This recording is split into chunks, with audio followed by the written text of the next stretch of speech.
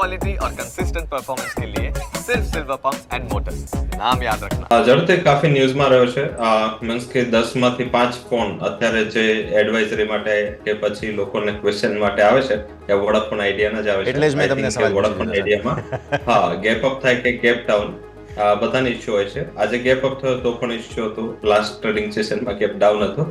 એનું રીઝન શું છે કે વોડાફોન આઈડિયાના જે ટોટલ સબસ્ક્રાઇબર એટલે કે ટોટલ જે શેર હોલ્ડર્સ છે, number of share holders 50 lakh છે.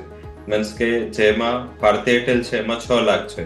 આઈ થિંક કે આ એક ક્લિયર ઇન્ડિકેશન દર્શાવે છે કે લોકોનું મીન્સ કે ઘણું બધું અહીંયા મારા હિસાબે વોડાફોન અને બિરલા ગ્રુપ આ બંનેમાંથી કેટલું કેપેક્સ કરશે એ માર્કેટને હવે જોવાનું છે. કારણ કે આ કંપનીને ચાલુ રાખવા માટે અત્યારે જો ઇન કેસ એમને ગ્રોથ કરવો છે તો 1.5 થી 2 લાખ કરોડ જોઈએ છે. એમને ડેટ રીપે કરવું છે તો બી આટલી અમાઉન્ટનું એમને જરૂરિયાત છે. તો આટલું મોટું કેપેક્સ અને એ પણ જ્યાં દર મહિને સબસ્ક્રાઇબર લૂઝ થઈ રહ્યા છે, દર મહિને લોકો મીન્સ કે પોતાના જે સિમ છે, પોતાના કાર્ડ છે ચેન્જ કરીને જીઓ કે પછી એરટેલમાં જઈ રહ્યા છે. તો એ સાથે મને એવું લાગી રહ્યું છે કે આને અવોઇડ કરવું વધારે બેટર છે. જે લોકો ઇન્વેસ્ટેડ હોય અને 11 રૂપિયાના મેજરલી જે ફસાયેલ લોકો છે એફપીઓમાં છે અને જે 11 રૂપિયાના એફપીઓ લાગેલા છે એ લોકો એટલીસ્ટ 12-12.50 સુધી આવે છે તો મારા હિસાબે ત્યાંથી એક્ઝિટ કરી લે. કારણ કે આના કરતા બીજી ઓપોર્ચ્યુનિટી તારે ઘણી મિસ થશે.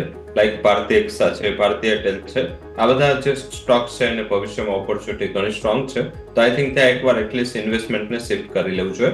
માર્કેટ પણ ટોપ પર છે, વોલ્ટાલિટી ચાલુ થશે તો આ બધા સેન્સિટિવ સ્ટોક્સમાં થોડી કરેક્શન પણ આવશે તો ઉપરના લેવલે એક્ઝિટ કરવું એક બેટર ઓપ્શન છે. શિફ્ટ થઈ જાઓ ભારતી એક્સા અને ભારતી એરટેલ.